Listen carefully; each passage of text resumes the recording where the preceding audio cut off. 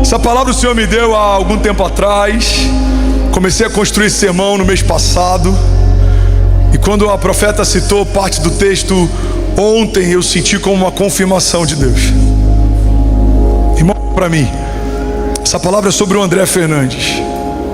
É sobre a Késia, é sobre a Celeiro, mas é sobre o Matias, é sobre a Laura, é sobre o Miguel, é sobre o Luan, é sobre todo ser que vive, porque a palavra de Deus, ela não fala a respeito apenas dos heróis da fé, mas ela fala a respeito do que cada um de nós vamos viver também. Alguém está pegando isso? Diga amém. Então levanta a sua mão direita e diga: essa palavra hoje é para mim. Diga aí: algo vai acontecer. Gênesis 26, 12 fala sobre o princípio, fala sobre a origem, e fala sobre um homem chamado Isaac, que recebeu como herança do seu pai Abraão poços.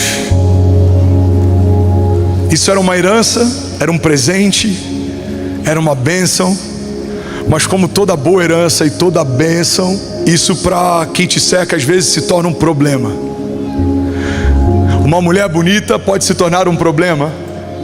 Uma casa bem construída pode se tornar um problema. Uma unção depositada em alguém pode se tornar um problema. Por quê, pastor? Porque sempre que carregamos algo poderoso, isso pode afetar quem não carrega. Alguém está pegando isso? Diga amém. Sempre que recebemos de Deus uma palavra, isso pode afetar quem não recebeu. Você lembra da mulher que estava lavando os pés de Jesus com um perfume caro? A Bíblia diz que os homens da sala começaram a questionar Jesus no seu interior, porque a entrega total de alguém gera revolta em quem não quer entregar tudo. Entenda isso: quem é apaixonado por Deus vai gerar incômodo em quem não é. Quem está queimando vai gerar incômodo em quem não queima mais. Quem está servindo vai gerar incômodo em quem não quer servir. Eu não sei se foi só eu, mas talvez alguém aqui tenha vivido algo. Você começou a amar Jesus, servir na casa de Deus, e pessoas começaram a te questionar: por que você serve tanto? Por que você vai tanto? Por que todo domingo? Alguém viveu isso aqui? Levante as mãos. Por que isso acontece? Porque quando você começa a viver algo, isso denuncia quem não está vivendo. E naquela época, ter um poço, isso gerava cobiça, porque poço aberto com água fresca é uma garantia de sobrevivência e de vida. Alguém está pegando isso? Diga amém. Então deixa eu te levar para um lugar. Abraão morre, Isaac assume o legado e a herança do pai. Então os filisteus se apossam daquilo que havia sido feito pelo pai e dado para o filho. E é nesse lugar que Deus entra. Irmão, olha para mim. Eu vou tentar compactar uma série e uma pregação. Eu preciso pregar isso essa noite, porque eu creio que é um marco e é uma liberação. Algo vai acontecer dentro de nós aqui nessa noite. Algumas pessoas vão começar a sentir algo se movendo no seu interior. Algumas pessoas vão começar a sentir sua mão queimando. Pessoas vão começar a ser tocadas. Eu creio que Deus vai começar a manifestar libertação nesse lugar. O Espírito de Deus vai fluir como ondas de poder nesse lugar. Haverá manifestação de dons. Pessoas vão voltar a sonhar. Pessoas vão voltar a queimar. Pessoas serão batizadas com novas línguas. Pessoas serão avivadas. Alguém toma posse em nome de Jesus. Diga amém. Então deixa eu te levar para um lugar.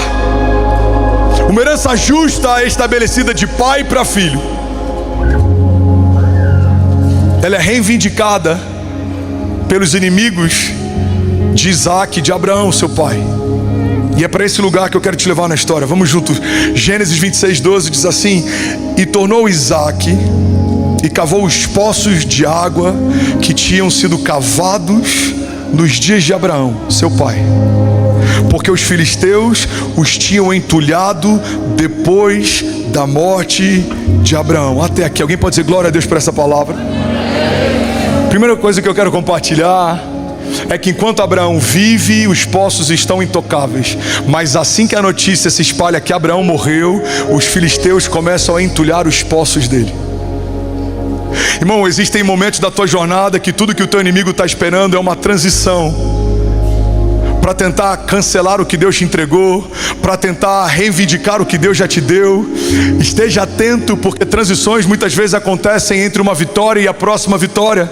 Sabe aqueles momentos em que a gente abaixa a guarda, em que a gente tira as armaduras? Sabe aquele momento em que a gente acabou de viver um grande milagre? A gente precisa estar atento. A Bíblia diz que o nosso inimigo está ao nosso derredor, buscando quem possa tragar. Você não é qualquer um, então você não pode se dar ao luxo de abrir brechas, porque você carrega algo precioso que tem um valor inestimável. Os céus te entregaram algo poderoso. Levante as suas mãos e declare: diga: aquilo que Deus me deu, eu não abro mão. Cada promessa, toda unção, toda palavra, diga: o Senhor deu a mim e a minha casa, e não se apartará dos meus, em nome de Jesus. Alguém pode dizer glória a Deus? Poços representam fontes espirituais, porque onde tem poço, tem sobrevivência. Alguém que tinha um poço, ele tinha garantia de uma herança, ele tinha algo para deixar para os filhos, ele tinha uma garantia de prosperidade. Tudo flui a partir da água da vida. No meio de um deserto, ter um poço é uma garantia de que você vai prosperar. Ter um poço era uma garantia de continuidade geracional. Os meus filhos e os filhos dos meus filhos e os filhos dos filhos dos meus filhos irão bem, porque eu deixei para eles um poço, e desse poço flui água, e da água flui vida, e tudo vai acontecer a partir de um poço que o Senhor me confiou. Alguém está pegando isso aqui? Diga amém. O poço nada mais era do que uma garantia de presença de vida no meio do deserto. Irmão, olha para mim, o profético nada mais é do que uma garantia de vida no meio do seu deserto. Talvez 2026 para alguns seja o seu deserto. Talvez o seu divórcio foi o seu deserto. Talvez o diagnóstico médico seja o seu deserto. Talvez uma crise seja o seu deserto. Mas eu vim aqui profetizar para alguém que tem fé e crê que no meio do seu pior deserto há fontes de águas vivas que vão fluir. Há um poço de Deus estabelecido para você, e ninguém vai entulhar. Alguém toma posse disso em nome de Jesus? Diga amém. Aleluia. Pastor, ter um poço é importante? É, Ricardo. Ter um poço é relevante? É, Mateus. É, Kezinha. É, Lucas. É, Jay. Porque quem tem um poço, ele tem a garantia de que mesmo que o tempo seja contrário, você tem tudo o que você precisa para prosperar. Para você ter ideia, o poço era tão importante que nesse tempo as cidades eram construídas em torno dos poços. Irmão, pega isso daqui em nome de Jesus. Cidades são construídas em torno de poços. Se a Celeiro São Paulo carregar poços, alguém já está pegando isso aqui. Uma cidade será construída em torno desse lugar. Vai mudar a geografia. A gente viveu isso em Alfa, a gente viveu isso em Miami. Eu vi hoje aqui, o pessoal foi me mandando vídeo, famílias chegando com malas vindo para cá. Ontem tinham pessoas de Goiânia, tem pessoas de Angola que vieram para cá, tem pessoas que vieram do Mato Grosso, tem pessoas de Minas Gerais que vieram para cá. Vamos, alguém tá pegando isso aqui? Tem gente de Santa Catarina. Cadê o Juliente de Santa Catarina que veio para cá? Juliente tá lá, ele veio de Santa Catarina para cá. Tem pessoas se mudando, por quê? Porque onde há poço há vida, e onde há vida há mudança geográfica. Pessoas se movem de lugar. Eu sei que existe algo lá, e eu preciso daquilo que eles carregam. Eu quero carregar o que eles carregam. Alguém comigo diga amém.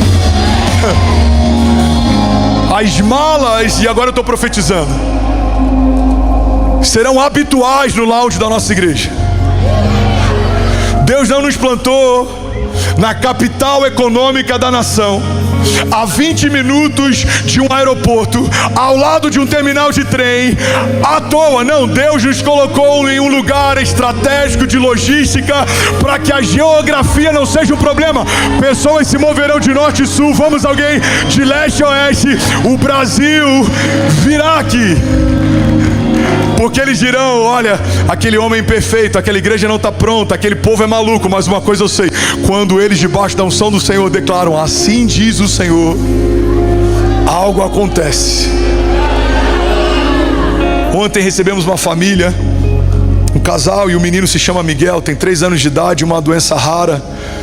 Ele vai para o Peru a cada X meses para tomar uma medicação que está em estudo.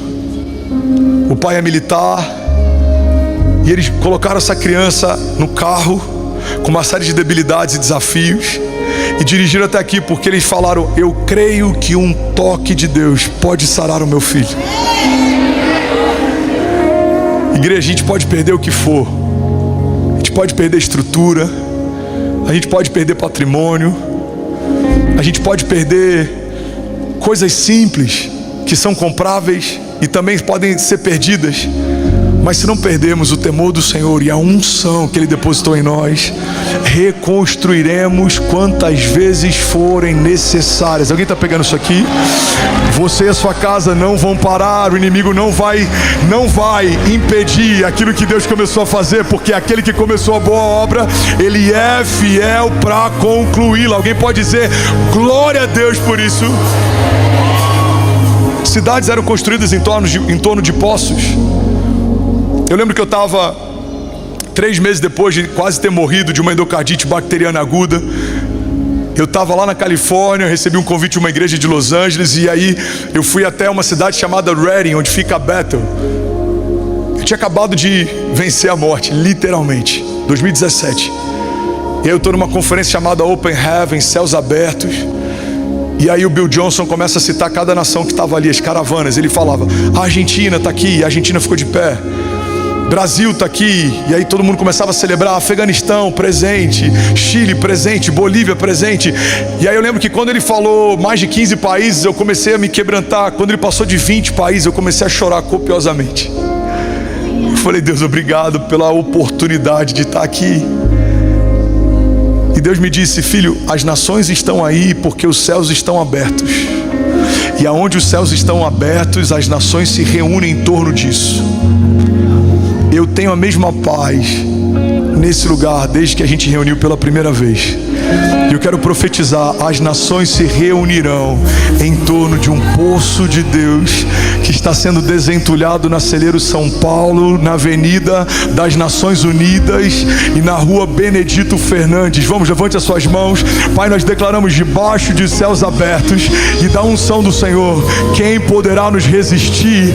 Avançaremos e teremos todas as setas e dados transformadas em testemunhos, porque sabemos que agindo o Senhor em nosso favor, quem impedirá o seu agir? Levante as suas mãos e declare confiadamente, diga: sabemos que se Deus é por nós, quem?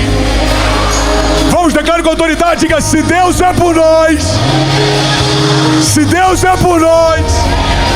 Vamos, alguém diga: se Deus é por nós. Você pode dar um brado de liberdade no seu lugar. Aleluia. Aleluia. Então, onde havia poço, havia futuro. Me ajuda a pregar. Fala para alguém perto de você: onde há poço, há futuro. Vamos, sacode alguém do outro lado e diga: onde há um poço, há futuro. Pastor, qual é a minha garantia de que tudo vai ficar bem? Preserve os poços que o Senhor colocou em você. Poços são palavras, promessas, unção, coisas que Deus te disse talvez foram engavetadas, promessas que o Senhor te confiou e talvez foram esquecidas. Igreja de Jesus, eu vim aqui para declarar que é tempo de desentulhar poços. Eu vou falar mais uma vez, e só quem caminha no Espírito e entendeu isso aqui vai tomar posse.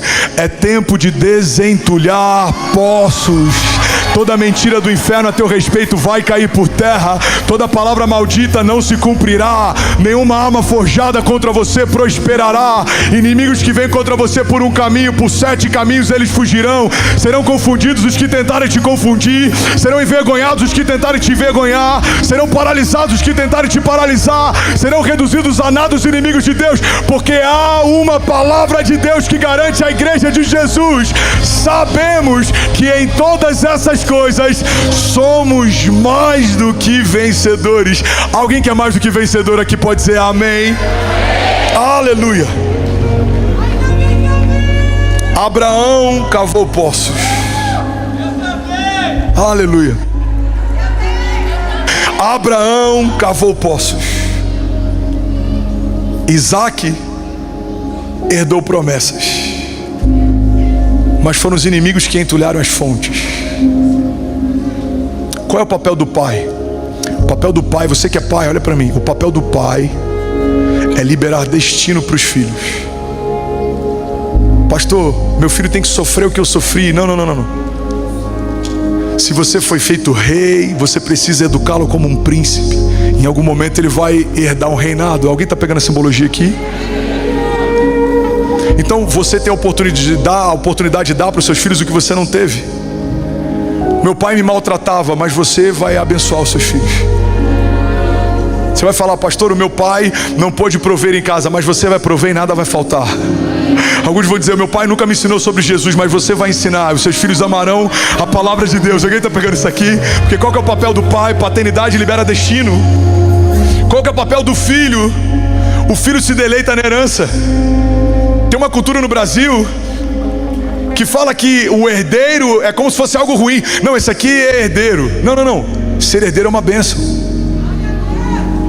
Tem muitos herdeiros que não vão bem porque não foram forjados para assumir o que foi construído pelos seus pais. Tem aquele provérbio oriental que diz que homens fortes criam tempos fáceis criam homens fracos criam tempos difíceis.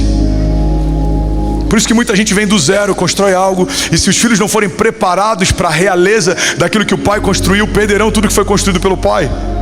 Mas se ele foi preparado para isso, a herança é uma bênção. Irmão, olha para mim, se você não entende o que é herança, você não entendeu o que é graça. Graça não é um homem morrendo na cruz para salvar a si mesmo. Graça é entender que o Criador se entregou por mim, mesmo sem eu merecer. Isso é graça. É um favor imerecido. Deus me encontrou no meu dia mal. O André Fernandes era um lixo, ele estava perdido, mas o Senhor confiou a ele unção, deu a ele palavra, deu novas vestes, liberou o destino, e agora ele prega o evangelho e anuncia a salvação. Por quê? Porque a graça, o favor imerecido de Deus me pegou no meu pior momento, no meu dia mal, me estabeleceu como filho. A palavra de Deus diz que recebemos o espírito de adoção, pelo qual clamamos Abba Pai. Ou seja, tudo que você tem como promessa através da palavra de Deus é uma herança. Você é curado pelo sangue de Jesus. Você comprou a cura? Não, você recebeu. Você é perdoado dos seus pecados pelo sangue de Jesus. Você comprou o perdão? Não, você recebeu. Você foi chamado. Alguém foi chamado? Foi você que se chamou? Não. O Senhor te chamou. Você foi ungido. Você se trancou algum dia no teu quarto, pegou o óleo da unção e derramou sobre a tua cabeça? Não. O Senhor te ungiu. Você se proclamou filho, forjou uma certidão de nascimento? Não. O Evangelho lavrou e assinou com o sangue glorioso de Jesus. E aonde estava órfão, agora está filho. E quem é o seu pai? É o Pai da eternidade, é o maravilhoso conselheiro. Ele é o Deus forte, ele é o príncipe da paz. Então entenda, você é filho por herança, você é justo por herança, você é salvo por herança, você é curado por herança, você é lavado por herança, você é mais do que vencedor por herança. Então levante as suas mãos e declare com autoridade, diga, a herança é uma bênção. Vamos, alguém aqui diga, a herança é um presente. Então o pai Abraão, que inclusive é o pai da fé, cavou. Isaac recebeu. E os inimigos entulharam. Olha para mim. O problema da igreja é que muitas vezes a gente se senta e fica chorando porque os inimigos entulharam os nossos poços. Se eles entulharam, palmas para eles, estão fazendo um bom trabalho. Porque esse é o papel do inimigo: roubar, matar e destruir. Olha para mim, uma fé passiva não muda história, uma fé passiva não ressuscita mortos, uma fé passiva não altera geografia, economia, uma fé passiva ela não estabelece altares de adoração, uma fé passiva assiste mesmo crendo. Eu creio que Deus pode, mas não faço nada a partir das minhas crenças. Pega isso aqui, irmão, eu sinto uma graça e uma unção de revelação aqui nessa noite. Alguém está recebendo em nome de Jesus? Então uma fé passiva, ela assiste. E aí quando o inimigo vem e entulha, o que alguém que tem uma fé passiva faz? Murmura, reclama. Porque é mais fácil. deixar o inferno fazer o trabalho dele e eu não fazer o meu, e no final da história reclamar sempre que o inferno é mau. Não, irmão, se o inferno está fazendo o trabalho dele, palmas para ele. Ele continua roubando, continua matando e continua destruindo. A pergunta que não quer calar é: em que momento da história a gente vai fazer o nosso papel como igreja? Pastor, qual é o meu papel como igreja? Ter a revelação das promessas que o Senhor te fez, saber o que o Senhor te confiou, discernir a agenda e o tempo de Deus e caminhar à altura da identidade que você tem. Isso é tudo que você precisa saber. Eu sou quem Deus diz que eu sou, eu tenho o que Deus diz que eu tenho, eu posso o que Deus diz que eu posso. Então seus inimigos dirão: você é fraco. Você fala: mais fraco do que você imagina. Mas é a partir da minha fraqueza que a força de Deus se revela. Alguns vão dizer: você não sabe nada. Você vai falar: é verdade, eu não sei, mas o meu Pai sabe todas as coisas, e Ele é o meu maravilhoso conselheiro. Ele me aconselha, Ele diz: vai, eu vou. Ele diz: para, eu paro. Ele diz: entra, eu entro. Ele diz: sai, eu saio. Então entenda, por mais que eu não saiba, Ele sabe. Por mais que eu não possa, Ele pode. Alguém está dizendo, alguém pode dizer glória a Deus por isso aqui? Abraão cavou, Isaac recebeu, e os inimigos entulharam. Eu vim aqui profetizar sobre alguém que teve poços entulhados. O que você vai fazer a partir do que fizeram com você? Você pode abandonar uma herança que é justa e é tua por direito. Você pode viver como um homem comum. Você pode desanimar, você pode desistir. Você pode ser alguém que vive debaixo de um espírito de autocomiseração. Ou você pode continuar cavando. Pega isso aqui em nome de Jesus, irmão. O inimigo não pode cancelar a tua promessa. Por isso que ele tenta impedir o teu fluir. Satanás não poderia chegar para o poço de Abraão e falar: esse poço não é mais poço. Ele não pode cancelar, mas ele pode entulhar para impedir o fluir. Você que está aqui talvez tenha parado de fluir em alguma área da tua vida. Entenda, por mais que talvez o fluir tenha paralisado, talvez você negociou santidade, talvez você desanimou na fé, talvez você se frustrou com uma liderança e isso roubou a tua alegria na igreja, talvez você fez algo que feriu a tua casa, feriu o teu casamento, talvez você desanimou por qualquer motivo. Eu vim aqui te lembrar, irmão, pode até ter entulhado os teus poços e pode até ter paralisado o fluir, mas ninguém pode desfazer o que Deus já fez sobre você. Há um poço entulhado dentro de você, e se você permitir, o Senhor está te chamando para desentulhar poços e caminhar à altura de palavras antigas. Alguém crê nisso? Levante as mãos e diga: eu creio. Vamos, celeiro, diga: eu creio. Não como quem crê e tem autoridade, diga: eu creio que é tempo de desentulhar poços. Você pode dar um brado de liberdade no seu lugar. Vamos, alguém aqui, pelo amor de Deus.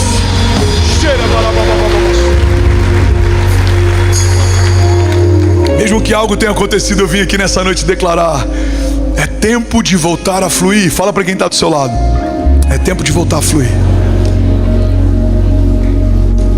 Tem uma chave poderosa. Alguém está recebendo algo de Deus aqui nessa noite?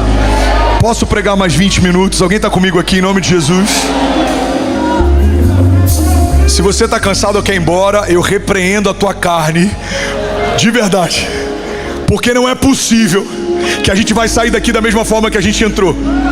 Não é possível que a gente vá para um estádio de futebol, chegue 2 horas antes, fica 1 hora depois, estacionamento, trânsito, e na igreja 20 minutos a mais, já começa a gerar em nós comichões, a gente já está preocupado, olhando para o relógio. Não é possível que na Copa lá no Japão, a gente acordava de madrugada para assistir um jogo da seleção, mas não pode semear meia hora mais na igreja. Alguém comigo aqui diga amém. Aleluia. Então fala para quem está do seu lado: se você quer ir embora cedo, não me faz passar vergonha. Se aquieta aí, que a palavra de hoje vai mudar a nossa história em nome de Jesus. Aleluia. Pega essa chave, ainda bem que eu vim, Jesus. O entulho sempre vem depois de um avivamento. O entulho lançado sobre os nossos poços sempre vem depois do avivamento. Neemias ouviu como estava a cidade, chorou a saber das muralhas, jejuou, foi ao rei, pediu recursos, se moveu. Até então o inferno está passivo. Vamos ver até onde ele vai. Mas quando ele começa a avivar o povo, reunir todos eles, apontar uma visão, construir unidade, reconstrói as muralhas, aí o que acontece? Tentam entulhar os poços, enviam mensageiros, tentam confundi-los. Ei, desce, queremos conversar com você. Ele diz: estou ocupado demais com uma grande obra, não tenho tempo para isso. Alguém está pegando isso aqui? Jesus nasceu, tentaram paralisá-lo no ventre, mataram todos os primogênitos daquela geração, porque se espalhou a notícia que o Salvador estava vindo naquele tempo. Depois que não conseguiram paralisá-lo, se esqueceram. Jesus cresceu 10 anos de idade, 15 anos, 20 anos, 30 anos. Mas aí ele começa o ministério de milagres. E quando ele começa, o que acontece? Tenta entulhar os poços. Os homens se reúnem, os mestres da lei estão preocupados. A Bíblia diz que depois que ele ressuscita Lázaro, irmão, olha para mim, pega isso aqui. A Bíblia diz que depois que Jesus ressuscita Lázaro, eles se reúnem desesperados. Eles dizem: agora ele foi longe demais. Se a gente não paralisar ele, ele vai criar uma revolução. Precisamos pará-lo rápido. O entulho vem depois de um avivamento. Quando entulharam os poços de Abraão?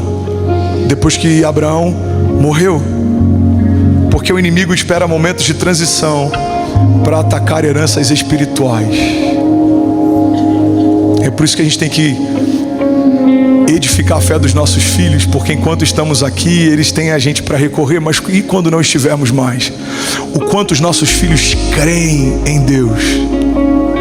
Em momento de transições, é quando o ministério passa para outro, é quando um pai passa para filho. É nesse momento que muitas coisas elas são desestabilizadas, porque momentos de transição são momentos de ataque de heranças espirituais. O diabo não precisa matar o teu chamado, irmão. Ele só precisa enterrá-lo. O diabo não precisa e nem pode cancelar o meu chamado apostólico, mas ele se dedica todos os dias para enterrá-lo. O chamado não pode, o diabo ele não pode desfazer a aliança que você fez com a tua esposa, mas ele vai fazer todos os dias o que ele puder para tentar enterrar o teu casamento. Ele não pode cancelar a tua identidade. Lembra da primeira tentação de Jesus? Se você é o Filho de Deus. O diabo poderia fazer o Filho de Deus deixar de ser filho? Não. Mas se ele consegue colocar dúvida na identidade do filho, ele está enterrando o chamado dele. Se Jesus não tivesse ouvido do Pai antes da tentação no deserto: esse é o meu filho em quem eu tenho o meu prazer, talvez aquela tentação poderia balançá-lo, porque ele era 100% Deus, mas era 100% homem. Tira para mim essas cadeiras aqui, produção. Então entenda isso: o diabo não pode cancelar quem você é. Levante suas mãos e declare: eu sou quem meu Pai diz que eu sou. Mas ele pode colocar dúvida em você sobre quem você é. Síndrome do impostor, ansiedade, medo, insegurança. Quantas pessoas estão deixando de fluir porque uma condenação do passado ou uma falta de validação do presente? Eu queria me dedicar, mas as pessoas não me apoiam. Você tem um apoio daquele que fez os céus e a terra em 6 dias e descansou no 7º. Eu queria, pastor, fazer alguma coisa, meu chamado, meu ministério, mas ninguém me vê. Meu irmão, ele vê como homem nenhum vê. Ele sabe o que homem nenhum sabe. Ele penetra o átrio do teu coração, ele conhece o teu íntimo. Então a gente precisa parar de usar como desculpa o que fazem, o que tentam, quem nos cerca, porque se Deus decidiu te levantar, o inferno pode até tentar te paralisar, mas ele não vai cancelar o que já foi estabelecido, porque aquilo que o céu chancela, a terra não cancela. Alguém pode dizer glória a Deus por isso? Então Deus está dizendo para alguém: filho, você precisa só voltar para o lugar que você me encontrou pela primeira vez.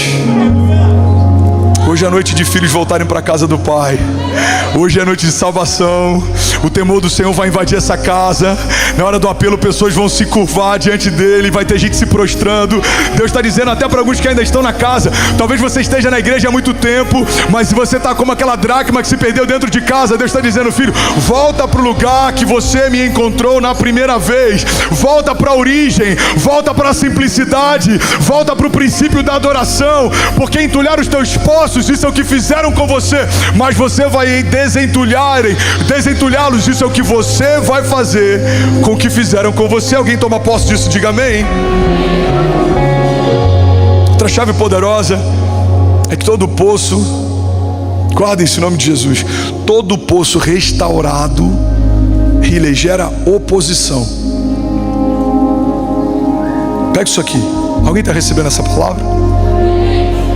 Todo poço restaurado gera oposição. Isaac restaura o primeiro poço. Vem comigo. Os filisteus ficaram sabendo, batalharam contra ele. Qual o nome que deram para esse poço? Eseque, que significa contenda. Isaac não parou na contenda, ele continuou cavando. Fala para quem está do seu lado: você não vai parar na contenda, você vai continuar cavando. Aí ele desentulha o segundo poço. E aí militam contra ele. E aí qual o nome que ele dá para esse poço? Sitna. Sabe o que significa? Acusação. Primeiro, seus inimigos vão tentar contender com você. Se não te pararem, vão começar a te acusar. Irmão, olha para mim. Jesus foi chamado de beberrão. Começaram a dizer que ele curava em nome de Beuzebu. Se Cristo foi caluniado, você acha que eu e você não seremos? Se Cristo foi resistido, você acha que eu e você não seremos? Irmão, a única pessoa que não vai ser resistida é o anticristo, e eu creio que a agenda dele já está acelerada. Ele será apresentado como pacificador e aquele que trouxe unidade às nações. Ele vai estabelecer paz, ele vai finalizar guerras antigas e históricas, e ele será celebrado por todos, e até os escolhidos serão confundidos, alguns deles. O único que vai ter uma aceitação unânime é o anticristo, mas Cristo foi rejeitado. Aí ele foi crucificado por aqueles que diziam Hosana. A mesma multidão agora grita: crucifica-o. Irmão, nada mais simbólico do que a crucificação que aconteceu no Calvário. Um ladrão foi anistiado para que Jesus fosse preso. Um ladrão foi solto para que Jesus fosse morto. Não é que não havia opção, deram opção. E qual era a opção? Um ladrão conhecido. O que disseram? A gente prefere ficar com esse ladrão do que com aquele que se diz Salvador. Diga comigo: primeiro poço, contenda. Segundo poço, acusação. Por que isso acontece, pastor? Porque a oposição sempre começa a surgir quando a água começa a brotar. Vou falar de novo e alguém vai pegar isso daqui. Compra um terreno, ninguém está nem aí. Vá para o deserto, ninguém está nem aí. Começa algo, era só mato, ninguém está nem aí. Se espalha a notícia, tem água lá. Se prepara, porque aí começa a oposição. Pega isso aqui. Você não é ninguém, ninguém está nem aí. Começou a crescer, pessoas começam a te observar. Lidera o lugar que Deus te colocou. Começa a oposição. Irmão, a Bíblia diz que havia um cego de nascença. Fala comigo: nascença. Desde que ele nasceu, ele era cego. Ele não ficou, ele era. E a Bíblia diz que Jesus passa por ele. Alguém está recebendo no Espírito essa palavra aqui, em nome de Jesus? Eu literalmente estou me sentindo em casa. Eu sinto que existe algo poderoso sendo liberado aqui hoje. Aleluia. Aleluia. Se for para ele, você pode fazer melhor. Vamos, exalte ele. Time, vocês estão comigo? Alguém está recebendo algo aqui? Jesus. Nascemos para um tempo como esse. Eu acabei de voltar de Israel. Voltamos uma semana antes da guerra começar. E a gente viveu isso uma vez só. Embora seja comum em alguns lugares isso acontecer com mais frequência. Teve uma pessoa que passou pela gente no mercado árabe e cuspiu no chão. Tem pessoas que cospem quando vê cristãos. Existe toda essa questão lá. Você tem muçulmanos, cristãos, judeus. Mas na época de Jesus, naquela cultura, quando alguém tinha uma doença desde que nasceu, Ricardo, eles acreditavam que essa pessoa, ela era maldita. Então, prefeito, se tinha alguém que tinha uma doença desde que nasceu, eles diziam: esse homem é maldito. E o que eles faziam quando alguém maldito passava por eles? Eles cuspiam no chão. Alguém está pegando isso aqui? Aí Jesus passa por esse homem, e a Bíblia diz que ele faz algo inédito. Não há relato de outra cura da mesma forma que foi feita aquela cura. A Bíblia diz que Jesus cuspiu no chão, fez um lodo e colocou sobre os olhos daquele homem, mandou ele se lavar, e ele foi curado. Por que Jesus fez dessa forma? Porque até aquele dia, todas as vezes que aquele homem cego ouvia o barulho de um cuspe, ele sabia: alguém está me lembrando que eu sou maldito, amaldiçoado. Jesus não está curando só o físico, Jesus está curando a alma dele. Jesus está ressignificando a dor dele. Ele está dizendo: a partir de hoje, quando você ouvir o som de um cuspe, você não vai lembrar de maldição, você vai lembrar do teu milagre. Eu lembro desse som, foi com esse som que eu voltei a ver, foi com esse som que o mestre se revelou. Alguém está pegando isso aqui em nome de Jesus? Eu lembro, eu não enxergava, eu ouvi esse barulho e eu falei: é mais alguém, é só mais um que está me amaldiçoando. Eu já estou acostumado desde pequeno fazer isso. E aí Jesus então toca os olhos dele e ele é curado. E Jesus está dizendo: é a última vez que esse som representa para você o teu passado. A partir de hoje você vai lembrar disso como sendo a tua cura. Alguém pega isso em nome de Jesus? Agora, pastor, o que isso tem a ver? Eu vou te levar para um lugar. A Bíblia diz que depois que aquele milagre acontece, os religiosos abrem uma auditoria de milagres. Rafa, isso é loucura. Auditoria de milagres, pastor. Auditoria de milagres. Eles começam a falar: quem é esse homem? Chama ele. Aí perguntam: por que você foi curado assim? Ele falou: eu não sei. Por que ele fez isso? E aí tem a resposta dele que é simbólica. Ele diz: olha, quem ele é eu não sei, só sei de uma coisa: eu era cego, mas hoje eu vejo. E aí a minha Bíblia e a sua diz que mandam chamar os pais dele. Os pais dele, acuados, eles começam a falar: olha, eu não sei, ele é maior de idade. Pergunta para ele, irmão. Começam a ficar desesperados para entender o porquê que Jesus fez aquilo. Na verdade, a preocupação deles era: isso pode se tornar uma revolução.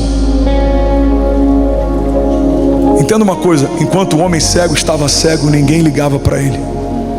Mas quando ele foi curado, começou a enxergar.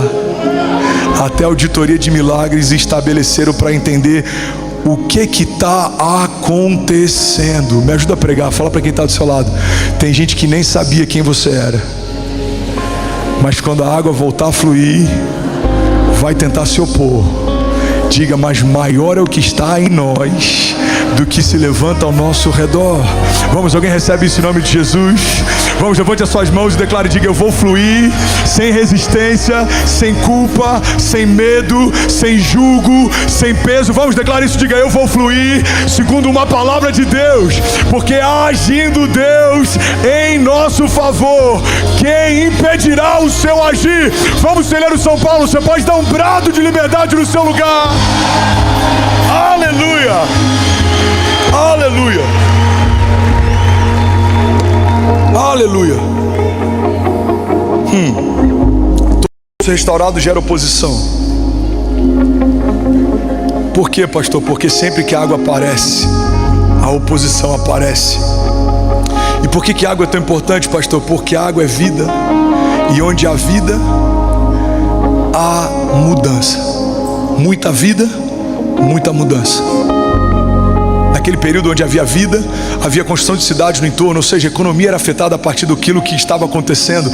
Pessoas se moviam a partir daquilo que estava acontecendo. Eu quero profetizar isso sobre você, irmão. Você vai viver algo inédito debaixo da unção do Senhor, e coisas vão se mover sem que você faça força, porque a palavra de Deus diz que aqueles a quem Ele ama, Ele dá enquanto dormem. 2026 vai ser um ano de menos esforço e mais graça, menos suor e mais favor de Deus. Eu profetizo em nome de Jesus que aqueles que descansarem no favor de Deus serão surpreendidos por Ele. Declaro com autoridade que 2026 é o ano das surpresas e do favor de Deus, em nome de Jesus. Deixa eu correr aqui. Quem carrega a fonte se torna ameaça. Então você vai celebrar quando receber essa chave aqui. Pastor, quem carrega a fonte se torna ameaça? Se torna. Então entenda isso. Está preparado? Nem toda resistência significa que você está errado. Às vezes é só uma confirmação de que você achou água. Por que estão me resistindo, pastor? O que está acontecendo? Ele já sabe, você achou água. Eles já sabem, existe algo que está acontecendo. Você não é mais quem você era. Você não fala mais como você falava. Não, você está diferente. Você pensava pequeno, agora pensa grande. Você tinha uma mente cativa, agora está liberto. Não, você vivia reclamando, agora está construindo. Não, você estava paralisado, agora está fluindo. Você despertou. Ei, o inferno entendeu, alguém despertou. Alguém não está mais onde estava. Então não me procure mais no meu passado, eu não estou lá. Alguém não faz mais o que fazia. Vamos, alguém aqui em nome de Jesus. Aleluia. Então a resistência pode ser um indicativo, uma chancela. Algo aconteceu, Deus me entregou algo. O que significa o último poço que Isaac cava? O último poço é chamado de Reobote. Sabe o que significa Reobote? O Senhor nos abriu espaço e prosperaremos nessa terra. Não, eu vou falar de novo, alguém avivado vai tomar posse disso. Eu vou falar com esse lado, tem alguém queimando com Jesus aqui. Eu vou profetizar sobre alguém, levante as suas mãos. O Senhor nos abriu espaço e prosperaremos nessa terra. São Paulo, alguém que toma posse, levante as suas mãos, declare comigo, diga: o Senhor. Não, como quem crê, diga: o Senhor nos abriu espaço e prosperaremos nessa terra. Aonde prosperaremos, celeiro? Aonde prosperaremos, celeiro? Aonde prosperaremos, celeiro? Aleluia, você pode dar um prato de liberdade no seu lugar. Vamos, se for para ele, você pode fazer melhor. Vamos, exalte a ele, exalte a ele. Levante suas mãos, declare com autoridade, diga: o Senhor nos abre o espaço e prosperaremos nessa terra. Irmão, entenda, isso é uma chave espiritual. Se quiser continuar de pé por alguns minutos, continue. Pega isso. Primeiro vem a luta. Qual o primeiro estágio? Vem a luta. Primeiro vem a luta. E depois, pastor, depois vem a resistência. O inferno sabe, algo aconteceu, ele despertou, ela despertou, ela entendeu, ela já sabe, ela carrega algo, ele carrega algo, ele é diferente, ele foi ungido para esse tempo, ele não é mais um menino, ela não é mais uma menina, existe algo começando dentro deles. Vem a resistência. Resistiram a Abraão, resistiram a Moisés, Jesus. Resistiram José, foi vendido pelos irmãos porque tinha uma visão maior do que eles. Resistiram Daniel, não se prostrava diante de outros deuses. Resistiram Jesus, resistiram Paulo, foi levado à presença do imperador. Ele começa a falar a respeito do juízo, do pecado, da morte. Ele fala: olha, não quero mais ouvir, quando eu quiser. Em outras versões diz: quando for conveniente, te chamarei novamente para ouvi-lo. Resistiram a Pedro, Mateus, Lucas. Você acha que não vão resistir você? Você não é um homem comum, você é alguém que carrega um alvo. Você carrega um alvo nas costas. Esse alvo diz: ungido para, selado para, eleito para, formado para. Vamos, alguém. Ele foi criado para, ele foi separado para, ela foi chamado para. O inferno olha o que está escrito sobre você e ele teme e ele treme, porque ele sabe que desde a eternidade passada toda palavra que saiu da boca de Deus se cumpriu. Guarda isso. A Bíblia diz que quando ele foi deposto, se for para Jesus você pode fazer melhor. A Bíblia diz que ele caiu com 1/3 dos anjos dos céus.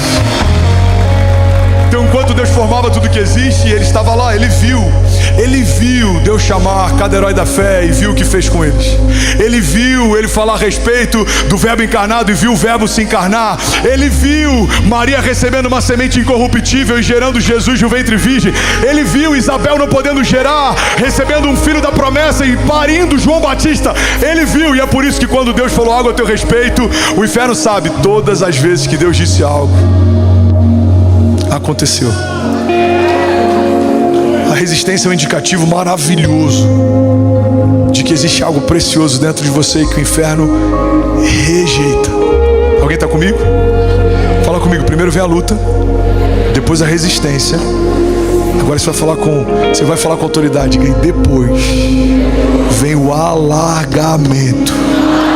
Recebe isso aqui em nome de Jesus. Deus não te leva para um espaço amplo na primeira etapa da tua jornada. Primeiro Ele testa a tua motivação e a tua perseverança, porque Ele forma você durante o processo. Ele tira Abraão do meio de um lugar de paganismo, mas Ele não leva já para a paternidade da fé. Não, Ele tira da terra dos pais e leva para o deserto. Pega isso aqui, irmão. Pastor, deserto é de Deus? Alguns são.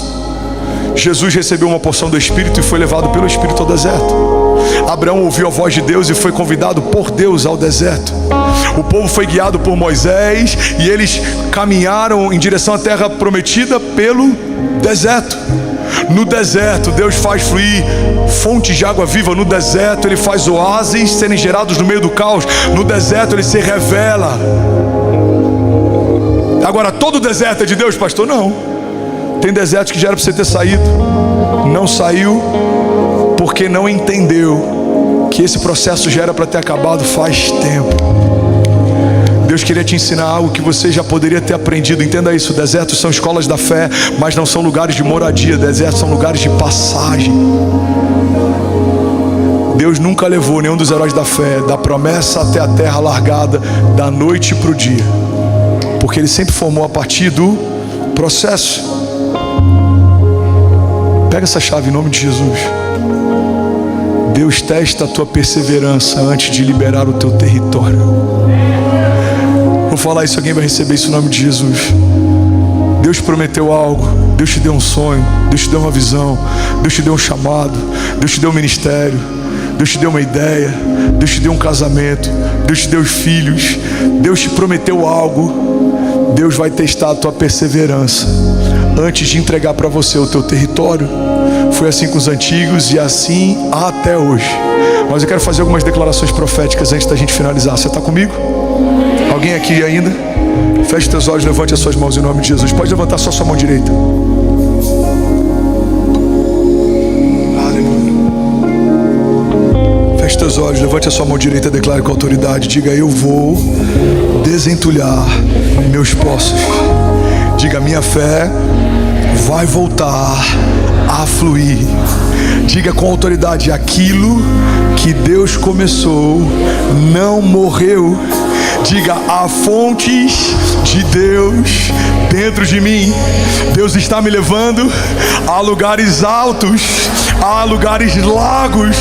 Declare com autoridade. Diga: há espaço preparado para mim e para os meus. Diga: eu viverei expansão sem medo. A minha casa viverá dias de paz. A minha família florescerá. Vamos celebrar o São Paulo. Diga: eu estou entrando em uma estação de crescimento sobrenatural. Você pode dar um brado de liberdade no seu lugar. Vamos, será que alguém pode, pelo amor de Deus, fazer barulho? Vamos, celebra Ele, exalte a Ele. Vamos, 1 minuto sem parar. Vamos, você pode dar um brado de liberdade no seu lugar. Exalte a Ele, exalte a Ele. Aleluia, aleluia. Eu vou finalizar aqui. O segredo de Isaac é que Isaac não brigou. Isaac continuou cavando. Celeiro, olha para mim. Se você quiser brigar, vai fazer o que qualquer homem comum faz. Mas se você não brigar e continuar cavando, você vai fazer o que o inferno odeia. Por que o inferno odeia, pastor? Porque quem cava encontra. A Bíblia diz que aquele que bate, a porta se abre. Aquele que procura, encontrará. Aquele que clama, receberá resposta. A Bíblia diz: clama a mim e responder-te-ei e anunciar-te-ei coisas grandes insondáveis que não sabes. Tudo que o inferno quer é que você responda. Jogue o mesmo jogo. Perca a esperança, perca a alegria, perca o sono, perca a paz. Mas pastor, o que acontece se eu não for para esse lugar? Aí os seus adversários é que perderão a paz, a alegria, a esperança, porque eles vão entender, ele não vai jogar o meu jogo, agora é Deus quem faz por eles. Guarda isso aqui em nome de Jesus. Alguém está pegando isso aqui? Levanta sua mão. Isaac não lutou por territórios, ele continuou cavando. Isaac não lutou pela herança, ele continuou cavando. Isaac não lutou por aquilo que ele tinha por direito, ele continuou cavando. Levante suas mãos e declare, diga, eu não vou lutar por aquilo que já é meu, eu vou continuar cavando. Diga, isso é maturidade espiritual, isso é confiança em Deus. Diga, podem tentar tirar, paralisar, me amedrontar, entristecer, me paralisar. Diga, mas eu continuarei cavando, porque se Deus é por nós, quem será contra nós? Declare com autoridade, diga, as batalhas que Deus quer que eu vença, eu não vou vencer discutindo, eu vou vencer me aprofundando. Vamos, pega isso aqui, você vai se aprofundar em Deus e Ele vai se revelar para você. Feche teus olhos, eu quero profetizar sobre você. Feche teus olhos, feche teus olhos. Existe uma unção fresca fluindo nesse lugar. Feche teus olhos. Você vai se aprofundar em Deus e Ele vai se revelar a partir da palavra. Você vai buscá-lo de dia, de tarde, de madrugada, e Ele vai falar para você os sonhos que tem a teu respeito. Você em alguns momentos vai se sentir desanimado, isso é normal, você é carne, mas você também é espírito e carrega promessas de Deus dentro de você. Então o que eu faço, pastor, no dia mal? Traga à sua memória o que te dá esperança. Você vai procurar a Ele, vai buscar a Ele em secreto, e o Deus que te ouve em secreto te recompensará. Pai, eu declaro o nome de Jesus sobre cada mão levantada, sobre cada nação que nos ouve, sobre cada família representada, sobre cada homem posicionado e sobre cada mulher que o Senhor tem levantado para esses dias. Avançaremos debaixo de uma unção que é irresistível. Sabemos, Jesus, que debaixo de uma palavra